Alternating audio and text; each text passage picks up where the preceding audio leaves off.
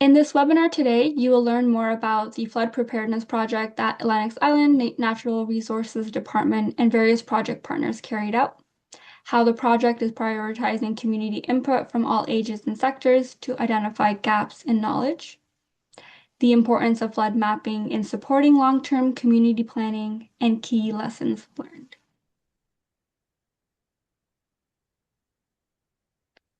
And finally, I am super happy and grateful to welcome our speaker, Tim Bernard. Tim Bernard is the founder of Shared Earth Strategies, an Indigenous-owned advisory firm that works with communities and organizations on environmental and community-driven initiatives. Tim's work is grounded in experience with environmental science, community engagement, and Indigenous knowledge, supporting everything from funding development to traditional knowledge research and project implementation.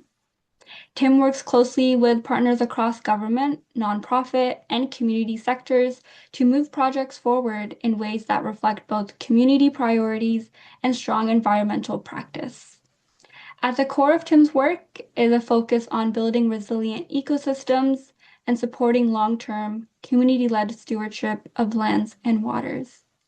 Now, without further ado, thank you so much, Walal and Tim, for joining us today, and I'll be passing on the stage to you now. Thanks, Mintaka. Hi, everyone. Well, Alan, thank you for joining today. As Mintaka said, my name is Tim Bernard, but today I am speaking on behalf of the Lennox Island Natural Resources Department in a recent initiative that they undertook in the last fiscal year. During that time, I was the natural resources manager, so I was one of the leading partners on this at the time. Great project, and we're just going to walk through a slide deck that I put together for all of you. So the title of the project, after it kind of took until the end of the project to figure it out, and with the help of Climate Atlantic.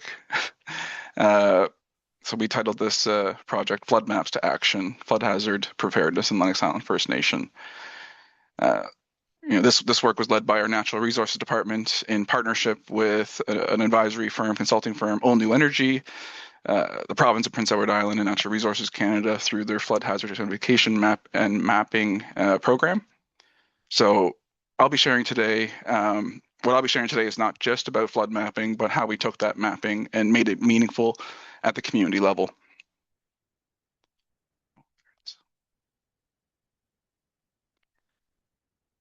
So first, just a little introduction, a little bit of context to kind of to us. So, to start, I want to ground the work in why it matters. So Lennox Island is a coastal First Nations community in Prince Edward Island, and like many coastal communities, we're already experiencing increasing impacts from climate change. That includes storm surge, sea level rise, and more importantly, as of recent, inland flooding. And while flood mapping has existed for some time, we as a community seen a gap. We had the data, but it wasn't necessarily reaching people in a way that supported action. So the need became clear. We needed community-driven, actionable information, not just maps, but understanding.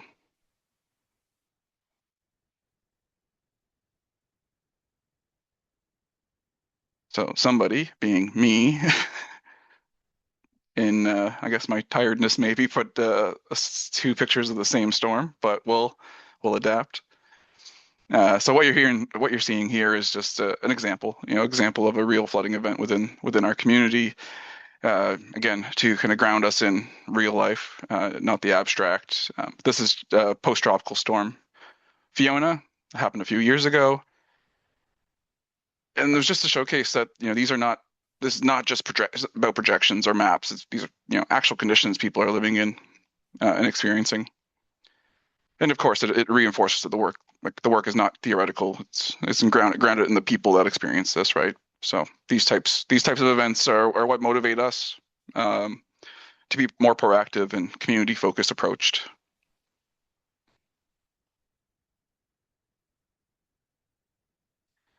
gonna apologize in advance. This gets a little wordy, but hoping that I can keep you all entertained uh, without pictures. So a little we'll see. So project overview. This project was funded through the province of Prince Edward Island under Natural Resources Canada's Flood Hazard Identification and Mapping Program. It was led by Lennox Island Natural Resources and delivered in partnership with Old New Energy and the province, of course. But I do want to take a moment here to, I guess, acknowledge the relationships of it all, the relationships behind this work, because I believe that's so important.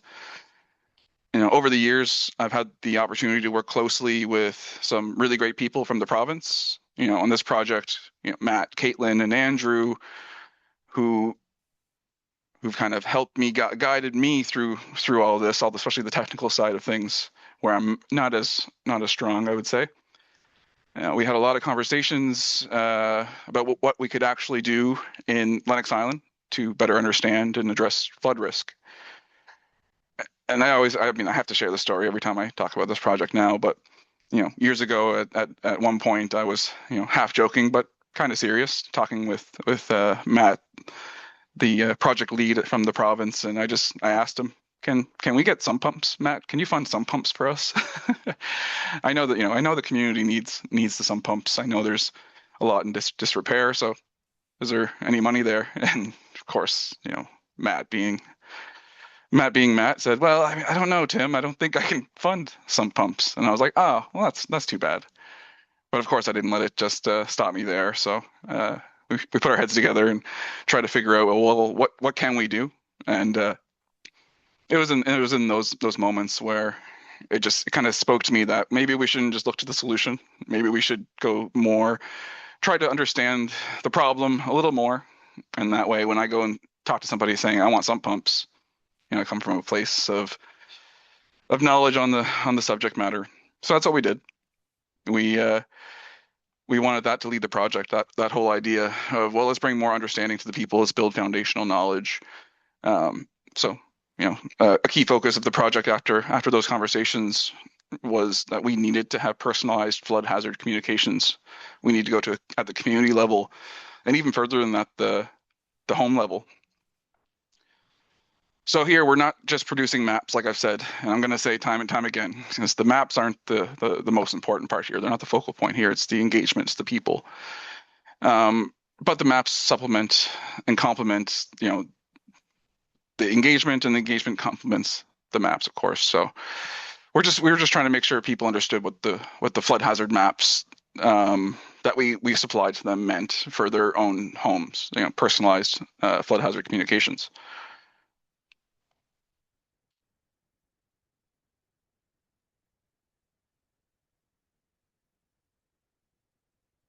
So, with all that, our main objective for the project was, you know, just a simple idea of meet people where they are.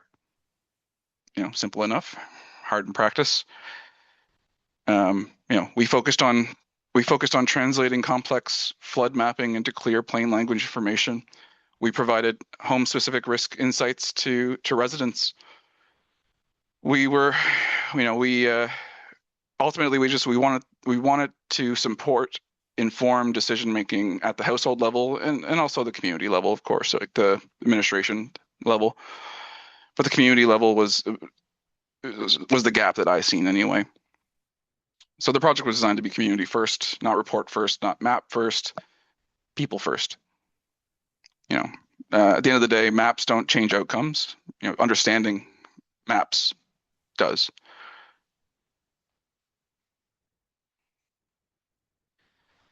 So through the project phases of this map, there was two phases, with a third in the works. But this work was carried out in the two main phases. Phase one being the flood hazard assessments, where we had 190 parcels or properties assessed across the community of Lennox Island using the coastal hazard tool CRIS, developed by the province PEI and partners. That was an amazing part of the project, very technical, but it was needed. Phase two is where my team was able to shine. Um, this is where like the community led the work, and this included the community dissemination or the engagements. We included open houses, door-to-door visits, and infrastructure site visits. Of course, the amount of properties we have in community, this is where the hard part comes. We needed to outsource some of that door-to-door engagement, and that's where All New Energy came in, um, just so that we could reach the community in a reasonable time. Of course, there was a good amount of homes that we assessed. And then phase three, hoping to be this year, we're looking to focus on more targeted engagement and integration into planning and leadership decision making. That's the ultimate goal, of course, is more understanding. Quickly breeze past that. And this is where I really love this work. What we did differently, what we did to make the work feel like ours, right? And what made it different. What made this project different was the approach. Instead of relying on, say, the flood hazard reports only, or expecting people to get out in, say, the cold fall or winter, come to our meetings. I wouldn't want to. It's too cold to go travel. But instead of doing that, we went directly to them, right to their homes. Uh, can't really get away from us if we're right there. But anyway, we were able to conduct door-to-door engagement across the community, which is not typically done, and it showed a lot of benefits to kind of that community understanding, outreach. It was great. In those one-on-ones, you're able to have property-specific conversations, which you really wouldn't have had the time for in a traditional engagement setting. Um, and then of course it was back and forth. It wasn't just us asking questions or and then just them answering. It was back and forth. So we were able to provide real time education, but they were able to provide their knowledge on the property that they lived on. In some cases for years. So we were able to integrate that community knowledge alongside the technical data, which was really nice to see. And at the end of it, it's not about sharing. It wasn't mostly about sharing information. It was about making it usable. So, going right to the home, it made perfect sense. And in the theme of not trying to, I guess, downplay the technical side of things, the flood hazard maps, but because this project to me was the main focus was the community engagement, the dissemination, I wanted to embed kind of some of those technical findings within the results of my community engagement and starting with community engagement results, giving it a little bit of the focal point here. So uh, these numbers here make me so happy to see. Just you wouldn't be able to engage with as many people as meaningfully as we did with traditional engagement methods. So in total, we were able to visit 152 homes and band managed buildings across the community. Out of those 152, we had about 90 one-on-one conversations with homeowners. For this phase of the project, we worked with All New Energy, of course, to support that engagement, um, which was a huge help. And at the end of the day, even with that additional support needed, we found that this approach was the most effective. Compared to other events that we've done, engagement sessions that we've done, this was the most effective, reached the most people. Just a little harder, of course, but it allowed us to connect to the people who might not attend our sessions, our formal sessions, and to have those conversations directly in the context of their own property was super valuable. It also, like I said, it enabled us to have those localized discussions. So if we were on a street that we knew a particular risk was more likely, then we were able to tailor those discussions to that specific risk, which again wouldn't be able to do in formal engagement at that level. And we, like I said, we took one of the key takeaways was that this type of engagement was just so valuable. You couldn't just leave it. You can't just leave it. This needs to be something that we keep bringing to the table when we do this work, because it's something that we've all preached, that the communities, that the people need to be involved in the solutions, but to actually do it in practice was amazing.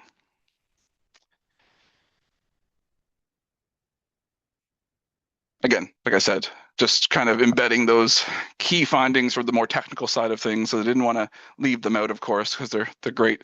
They're great to see, and they complement, like, again, the technical side of things and the community knowledge side of things. They do complement each other, but I wanted the focus to be on the community side of things. But you can't not show this. So one of our key findings from those flood hazard reports were that inland flooding is quite a dominant risk to our community, just based on the mapping that was done. We found that 186 out of our 190 properties that were assessed, so about 98%, showed measurable inland flood exposure under the current conditions. So you can say that it is one of the most widespread risks on Lennox Island. But another risk that, of course, is kind of one that you could have assumed, hearing that I'm talking about a small island off of Prince Edward Island. But the coastal flood risk, of course, it still presents a significant risk. But we were able to quantify that risk in a way, and put it into a nice package for community decision makers, because this is where a lot of those decision makers, being administration and at the home level, of course. But anyway, 41 properties showed projected exposure by 2050, and 8 properties faced full coverage or inundation under storm scenarios. So while coastal flooding or inland flooding, sorry, is more widespread, coastal flooding still represents a higher impact in terms of risk. But again, just wanted to kind of showcase some of the work that we did on the back end, the technical side of things, but back to kind of the community, because that's what this presentation is mostly about. So just a little bit of kind of what we've seen on the ground. Of course, I'm not going to share pictures, and I apologize for the wordiness. I'm not going to show pictures of people's homes. It didn't feel right, or even their properties. So I'll just kind of go through like some of the key factors that we've seen, in our homes in Lennox Island.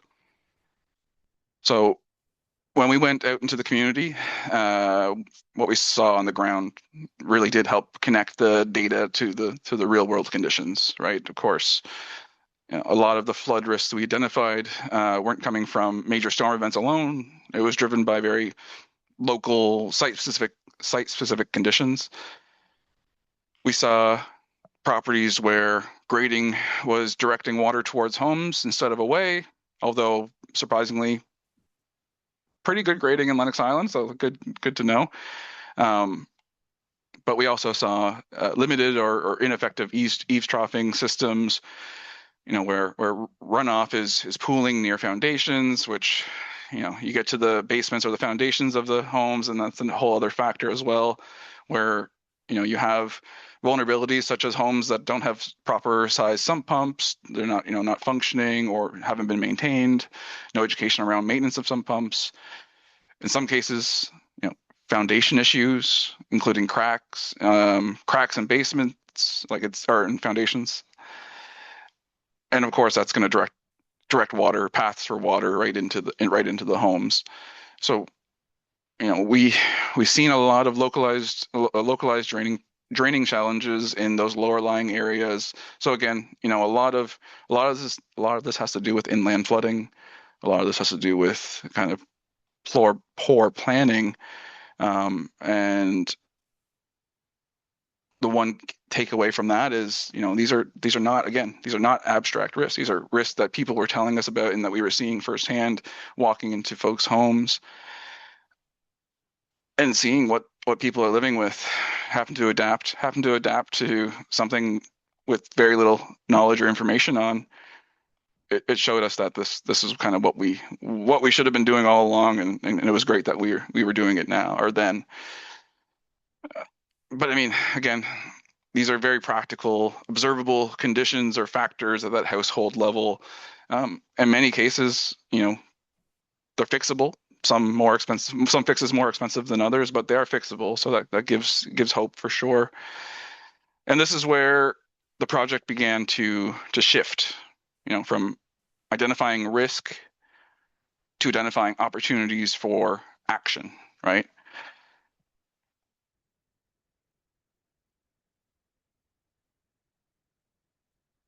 And those opportunities for action came mostly from that community knowledge. Once we knew what the community seen as risk, valued as risk, I should say, like that's where we were able to start thinking on tailored approaches to what the community sees and needs.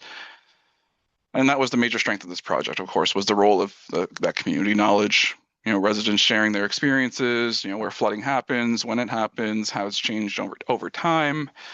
They've helped identify seasonal patterns and recurring problem areas, which, I mean, if you live in a community, you know the recurring problem areas.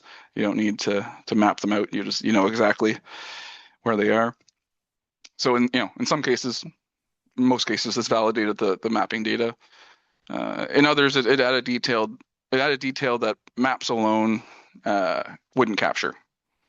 This reinforced another reinforced again, I should say, a key takeaway of maps and lived experience need to work together. They complete the picture.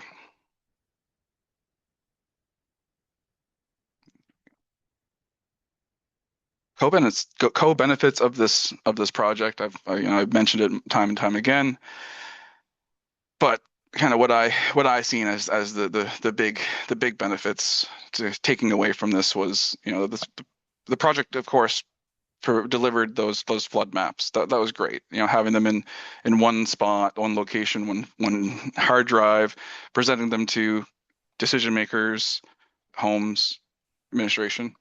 That's great. Um, but it also started increasing the awareness across the community. Just us working on the natural resource department, working on that, and bringing these partners, these Olno Energy and the province, bringing them into our community to learn more about what goes on. It was like that was great. Uh, this project identified practical property level adaptation opportunities. I'm trying to stay away from the word solutions, but opportunities. Of course, it built capacity in my team, the natural resources team, for them to better understand flood risk, considering that their work is drenched in that, of course, for lack of a better word. And of course, and then it strengthened relationships between community leaderships and project partners. Um, this wasn't just a data project, like I've been saying. It was a relationship building and capacity building project, like most projects I've ever worked on. That was the key. Data, again, complementary and definitely needed, but it's all about the relationship building and the capacity building that you can accomplish. I love that. Call back to the title. Gotta love that.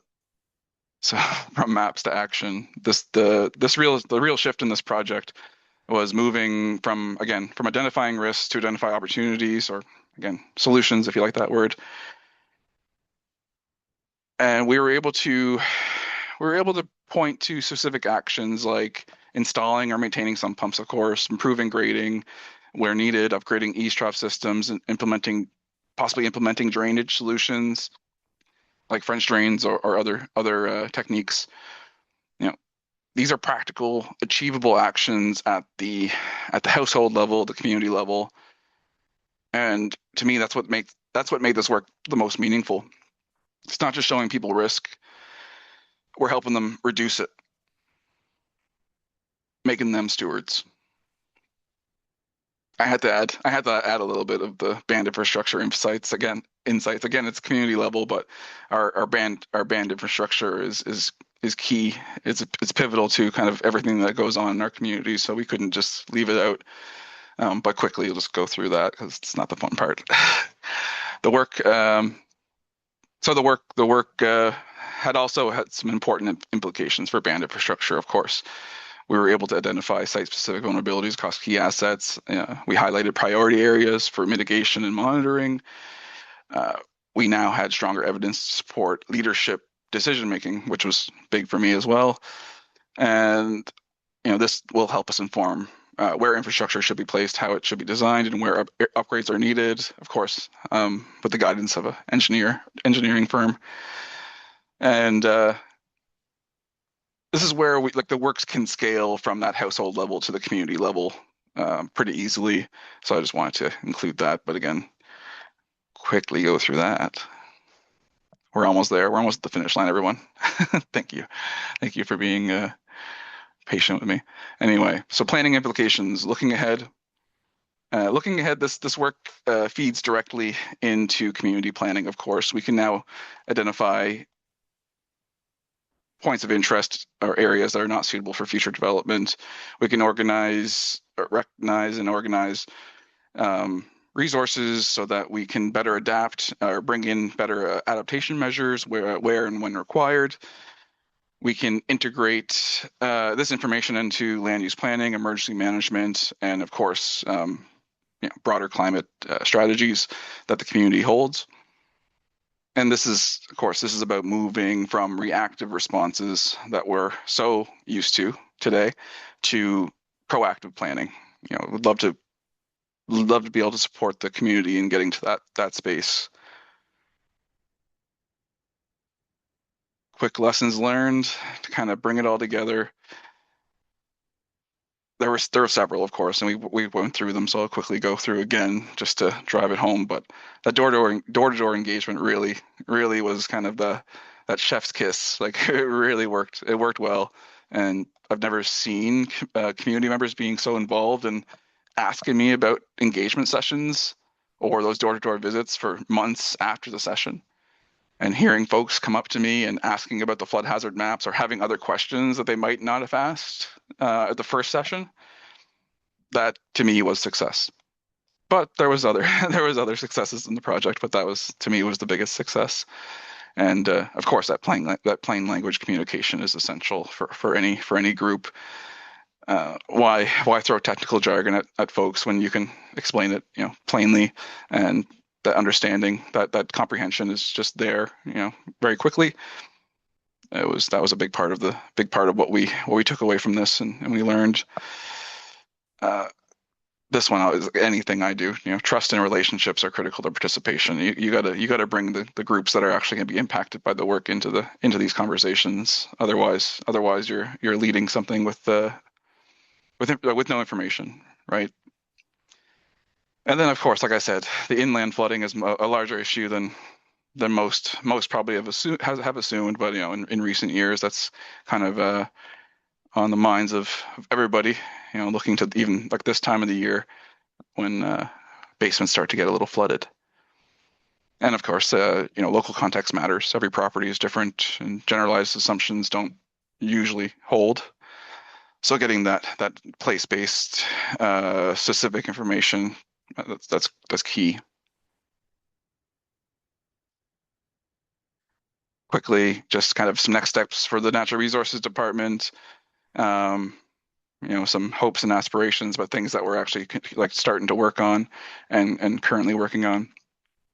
But of course, we're going to be prioritizing those high impact adaptation measures. We're looking to others to support that as well, of course, and we're going to continue to do the engagement education, try to tailor our approaches or adapt our approaches in ways that kind of bring that community to the information. But again, we might have to bring information to community, which has definitely went over well this year. We're going to be integrating any of the findings into our own natural resources mapping layers that we've been creating over the last year. Of course, we're going to continue to pursue funding for some of this work and those sump pump upgrades, like I said at the first of the presentation, and then like we've been doing, looking to build those long-term monitoring and data collection initiatives so that we're again better informed. And just all I have to say is it's all about moving from assessment to implementation so that we can be leaders. And then I guess to round it all off as a key message to take away from this is, flood hazard maps are only useful if people can act on them. That's what this project was about, turning information into understanding and understanding into action. Well, Alio, everyone, thank you, and I look forward to answering your questions. Thank you so much, Bilal and Tim. Your presentation was amazing. It was super nice to hear from you today, and I think many of us are going to be taking away some great insights and hopefully implement them in our day-to-day lives and our work as well. And super excited to see the next steps for the project as well. So I see a lot of questions coming in, and so if folks have questions, please do use the Q&A box below. If you don't see it, you have to probably click on more, which is the three little dots, and then you'll see the Q&A box. But I have some questions for you, Tim. The first one here is from Sarah. So Sarah asks, how many people were needed to do all those home visits? Yeah, it's a great question. That was the difficult part of the project because I mean, of course, we knew the amount of homes and properties we were going to assess. We needed to bring on a little help.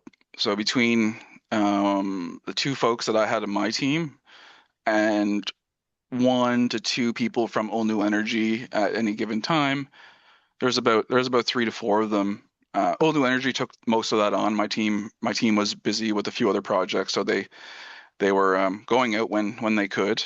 So typically, probably two people at a time over about 3 weeks.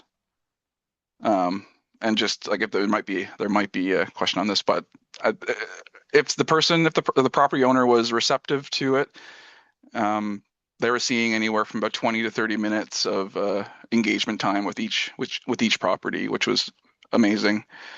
Of course, you have the folks that are a little not as chatty, so the 5-10 minute quick little conversation, but still it's still valuable. Thank you, Tim. The next one is from Hadissa from the town of Caledon.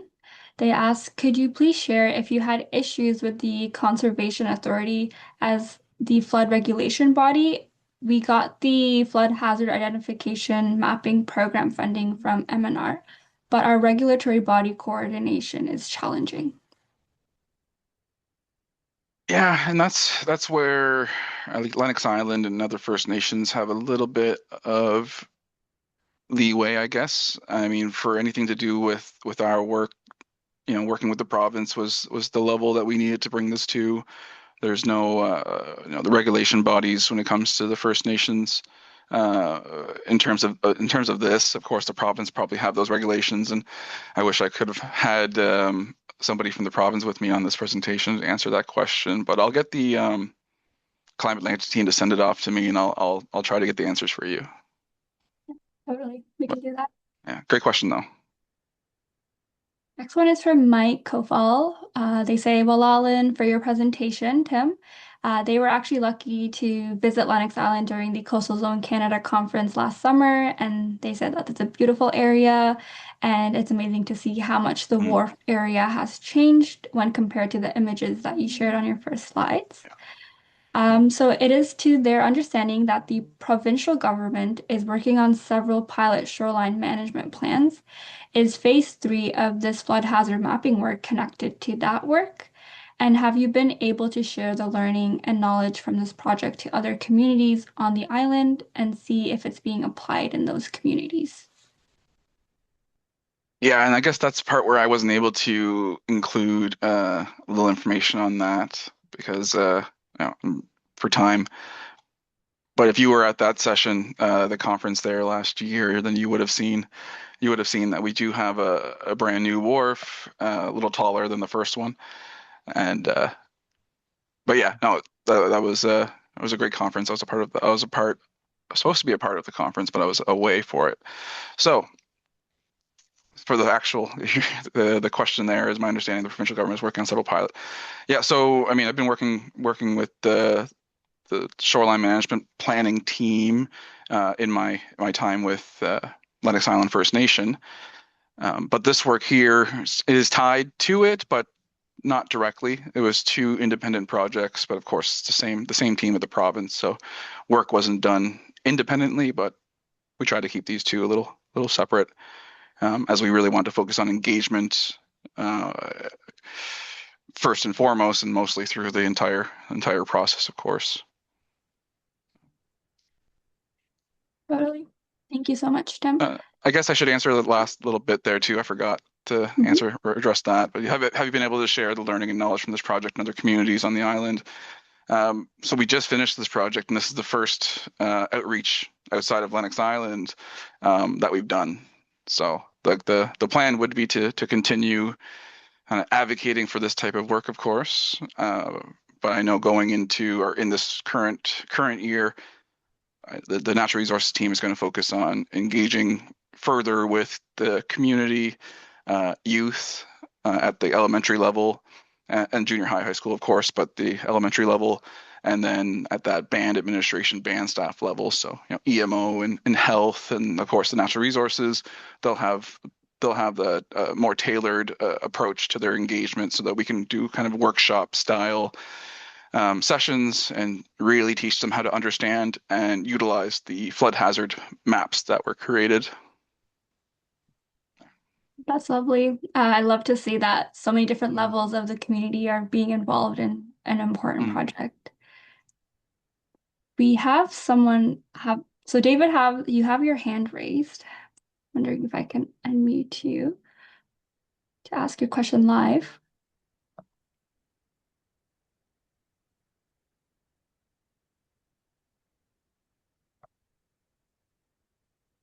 I don't know if that worked. Hello, David.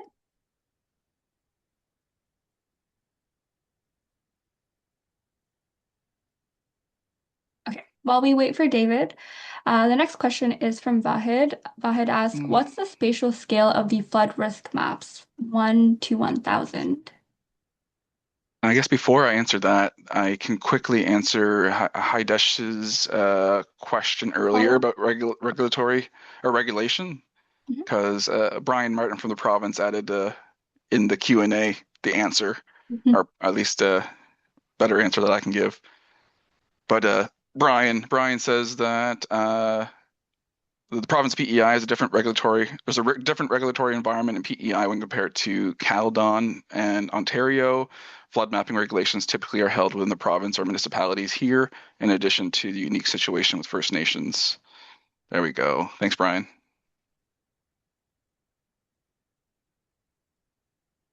And maybe Matt and Brian can answer this next question for me since they're in the chat, which I really appreciate. Um, but the next question is, what's the spatial scale of the flood risk maps? 1 in 1,000? Question mark. I'm gonna delay this answer until they answer because I'm not a map person. Uh, but it is a really good question. A really good question. I didn't show a lot of the maps, of course, it being with the community and me no longer tied to the community as I once was. I just wanted to make sure I was doing right by them. Good. I'll look for the answer in the chat. I think. Right.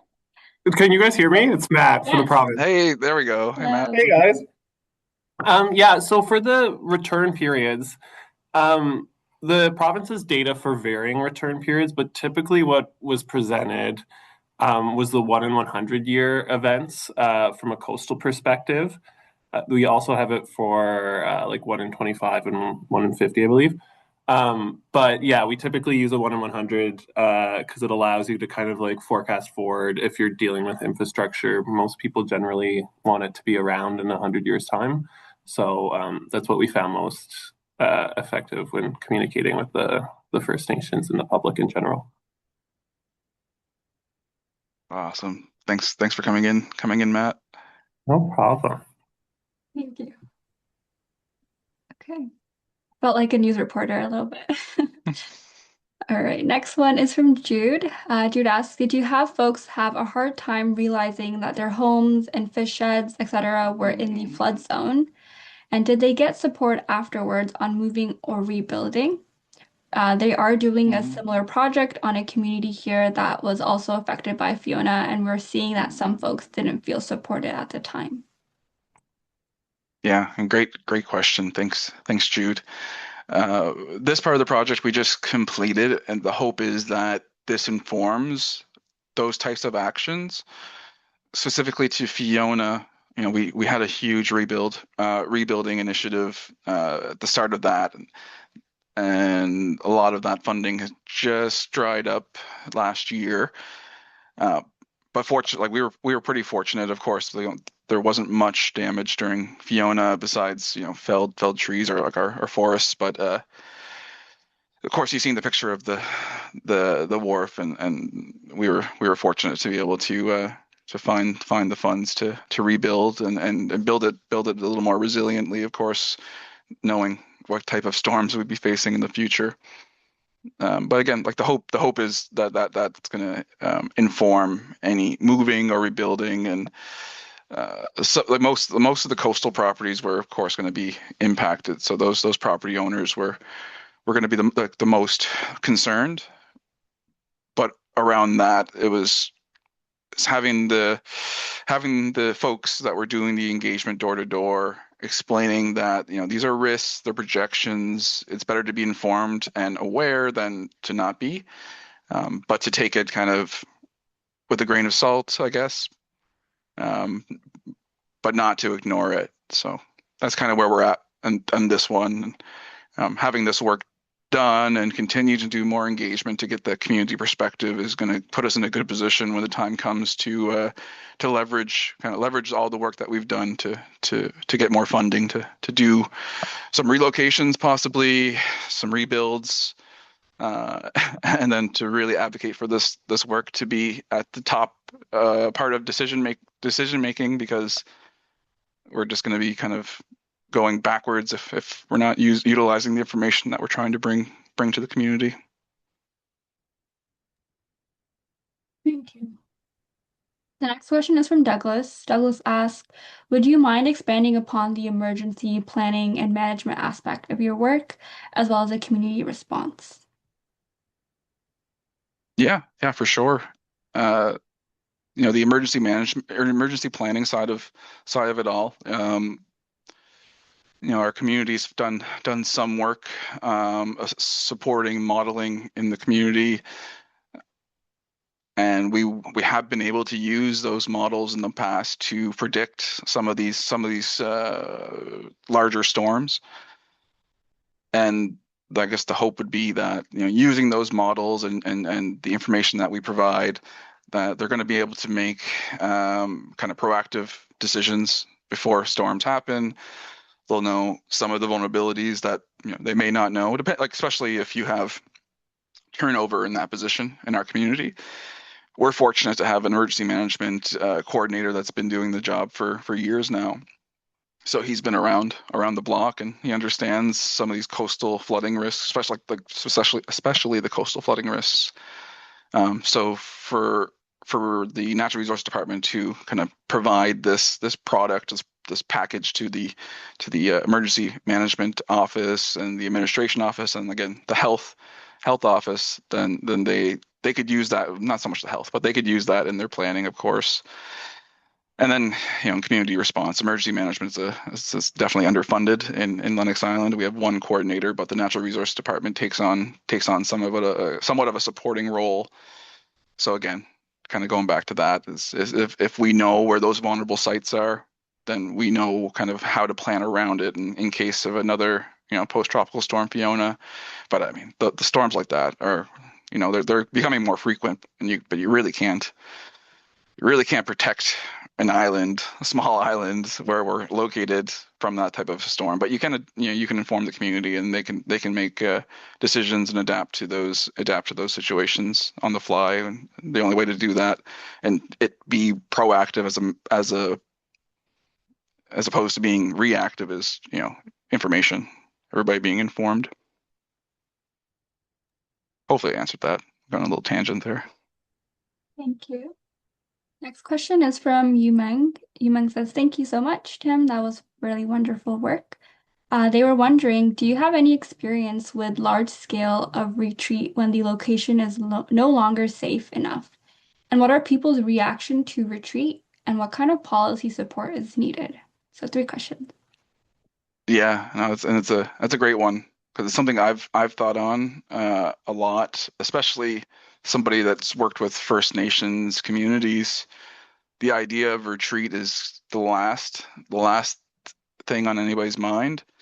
And I mean, just like across the board, nobody wants to leave their homes and their properties.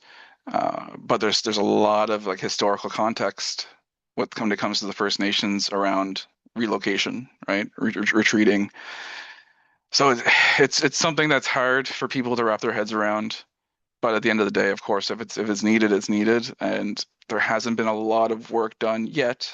Um, but there hasn't been a lot of work done on those types of policies and just planning around that. But again, this is the first step, and the hope is that with this kind of snowballs into more planning around events that people may think are kind of far into the future, but maybe not as far into the future as we would hope.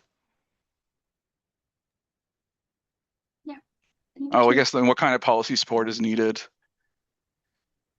It wouldn't be policy so much as funding, like in most cases, relocation costs money, uh, and that would be kind of the sticking point for the community, for any community. It's like, sure, that's the move, but do you have the money in this economy to buy someone a new home? Probably not. So it's a hard one. Good. Thank you so much. Next one is from Robin. Have you done any nature-based adaptation based on what you found on flooding and flooding risk? Yeah, yeah. So Lennox Island has been undertaking a living shoreline pilot through the province of PEI through their Climate Challenge Fund. So kind of the only thing it was happening alongside the shoreline management planning and the flood hazards information mapping information project. So we, of course, being Lennox Island and through my experience and the experience of the community, we knew that these risks were already there. So it was kind of just I don't want to say a throw everything at the dartboard approach because that seems like we weren't planning, but kind of just an all in approach, trying to inform the community and build, when it comes to the Living Shoreline pilot, build a piece of infrastructure that we could use to educate options, knowing that it is an option. It's not going to be viable in every location, but if the Natural Resource Department can showcase all those different options, those adaptation choices that you can make, then the hope is that the folks that have the money and the power to make decisions will see that and then come to the natural resources for some of those ideas, of course. So yeah, we are currently working. They're currently working on a living shoreline pilot, the shoreline management planning initiative through the province as well, of course, not so nature based, but we're trying to bring that lived experience to that work, and I think we accomplished that for being a department that is fairly young with less than 2 years being established. So Thank you. So we have a follow-up question from Vahid in the chat about the map and if there's a detailing modeling for the methodology available. And Brian provided a link in the chat. So for those interested, you can find the link here in the chat. Thank you, Brian. And there's one more question here in the Q&A from Vincent. Is the study based on the flood layers from the PEI online CRIS platform? And Brian, thank you for answering. Brian says, yes, the mapping is used for this project. Utilize the data and nice. flood map Thanks, presented. Brian. Thank you. Okay, I think that's about it. That's all the questions. There was quite a lot of questions, and thank you so much, Tim, for answering them, and Brian as well. Yeah. Um, Big ups to Brian and Matt. Thank you so much. I see some folks with their hands Mhm. raised. Okay, they disappeared. I think it was supposed to be an applaud instead. So lots of applauses for you. All right, let me go back to screen sharing since I have some final remarks. I wanted to say thank you again so much, Walal and Tim, for being our speaker today and presenting your study with us. And it's been a great session, and there's been great engagement from the participants. I'd also like to thank our interpreter, Pat, for interpreting en français. And thank you, Thanks, Pat. everyone, for joining us through this amazing session.